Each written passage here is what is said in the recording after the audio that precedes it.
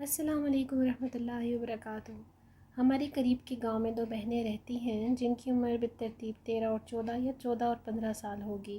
وہ میرے انتہائی قریبی دوست کی سگی بھانجیاں ہیں۔ ان کی والدہ فوت ہو چکی اور اپنی نانی اماں کے ساتھ رہ رہی ہیں۔ کل میری دوست سے بات ہو رہی تھی تو انہوں نے مجھے بتایا کہ آنٹی یعنی میرے دوست کی والدہ صاحبہ مجھے بہت یاد کرتی ہیں، بلکہ ناراض بھی ہیں کہ میں جب سے باہر گیا ہوں ان سے رابطہ نہیں کیا۔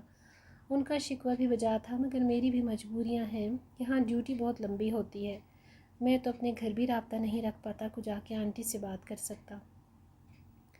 خیر میں نے دوست سے نمبر لیا اور اسی وقت آنٹی کو کال کی۔ آنٹی مغرب کی نماز پڑھ کر مصلی پر بیٹھی تھیں۔ جب ان کے موبائل پکڑایا گیا وہ پہلے تو تھوڑی دیر روتی رہیں، پھر میرے معذرت کرنے پر راضی ہو گئیں۔ میں نے ان سے خیر خیریت پوچھی، گھر کے متعلق پوچھا۔ تھوڑی گفتگو کے بعد انہوں نے نوافل ادا کرنے کا بتایا اور موبائل نواسیوں کو پکڑاتے ہوئے کہا، کال بند نہ کرنا، آپ اپنی بھانجیوں سے بات کرو، میں نوافل ادا کر کے بات کرتی ہوں۔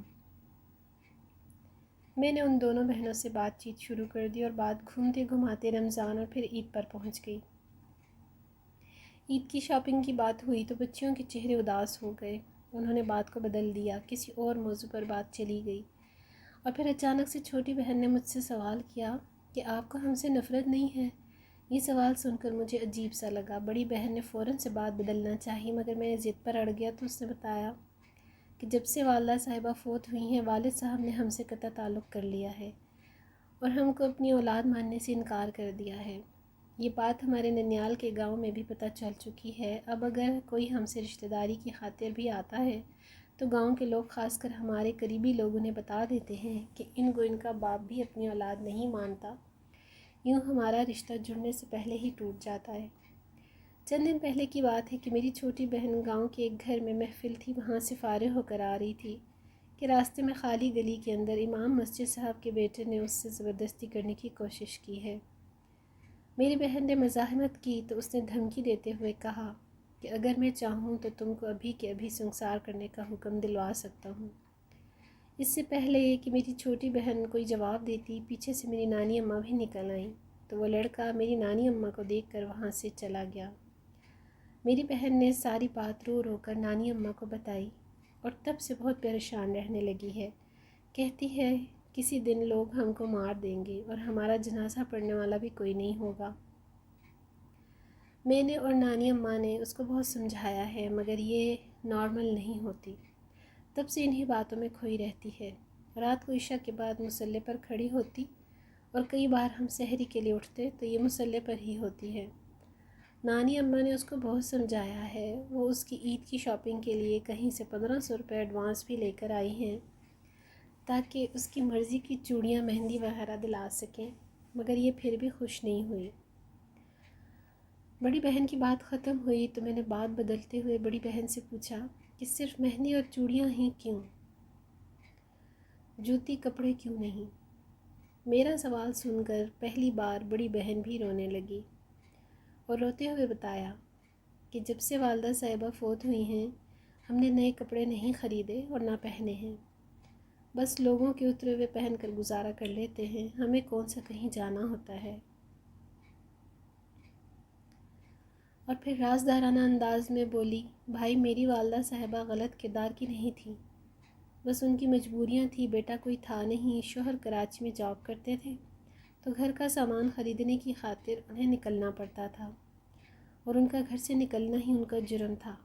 گھر سے نکلتے ہی ان پر غیر محرم سے ملاقات کا الزام لگا کر میری والدہ صاحبہ کو جانوروں کی مانند میرے ددیال والے مارتے تھے۔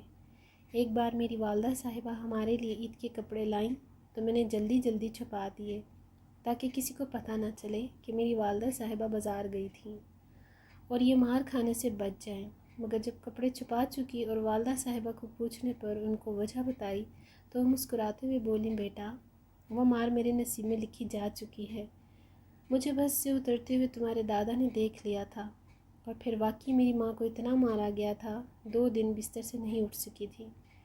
جرم صرف اتنا تھا کہ وہ اپنی بیٹیوں کے نئے کپڑے لائی تھی۔ میں نے محسوس کیا کہ جب بڑی بہن مجھے یہ ردات سنا رہی تھی تو اس کی آنکھوں سے آنسوؤں کی لڑی بہہ رہی تھی اور پھر اس نے آخری بات کی کہ بھائی جان، بھائی مان مر گئی، شوق بھی مر گئے، تب تک شاید اس کی نانی اماں نماز پڑھ چکی تھی۔ اس نے خود سنبھالتے ہوئے مجھے بتایا کہ نانی اماں فارغ ہو گئی ہیں اور میں ان کو موبائل دینے لگی ہوں۔ جو ہی آنٹی نے موبائل پکڑا، میں نے بنا کوئی بات محسوس کرائے ادھر ادھر کی باتوں کے بعد عید کی شاپنگ کی بات کی تو انہوں نے بتایا کہ اس عید پر شاپنگ نہیں کریں گے، چونکہ میرا بیٹا باہر گیا ہے تو ابھی قرض اتار رہے ہیں، اگلی عید تک انشاءاللہ قرض اتر جائے گا تو تمہاری بھانجیوں کو شاپنگ کروا دوں گی۔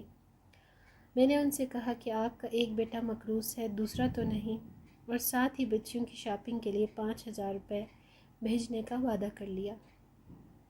آنٹی میری بات سے بہت خوش ہوئی اور مجھے بیسیوں دعائیں دے ڈالی۔ میں نے آنٹی کا موڈ خوشگوار بنا کر کال بند کر دی، مگر نہ جانے کیوں بچیوں کو دی جانے والی لفظی اذیت نے میرا دل جکڑ کر رکھا ہوا ہے۔ میں بدزبان لوگوں کو بزور قوت نہیں روک سکتا، مگر قارئین کرام کو کچھ کہنا چاہوں گا۔ قارئین کرام کو بتانا چاہتا ہوں کہ خدا را اگر آپ کے ارد گرد کوئی ایسا بچہ ہے تو اس کو حرامی کہہ کر زندگی ذہنی اذیت نہ دیں، کیونکہ اسلام کہتا ہے بچہ جس کے بستر پر پیدا ہوگا اسی کے نام سے جانا جائے گا، اور اگر ہو سکے تو اپنے ارد گرد ایسے سفید پوش لوگوں کو ڈھونڈ کر اپنی عید کی خوشیوں میں شامل کریں۔ مجھے ان لڑکیوں کی مایوسی دیکھ کر ڈر لگنے لگا ہے کہ ہم جیسے اہل ایمان کے رویے سے متاثر ہو کر کہیں وہ خودکشی نہ کر جائیں۔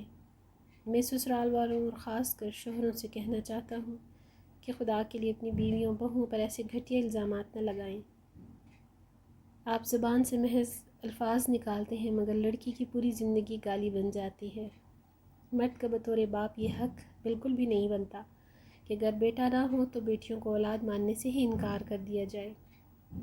بیٹیوں سے یہ سوچ کر محبت کر لیا کریں کہ بیٹی سے میرے نبی کریم صلی اللہ علیہ وسلم کی نسل چل رہی ہے۔ ویڈیو اچھی لگے تو شیئر اور لائک ضرور کیجیے گا۔ اگلی ویڈیو تک اللہ حافظ۔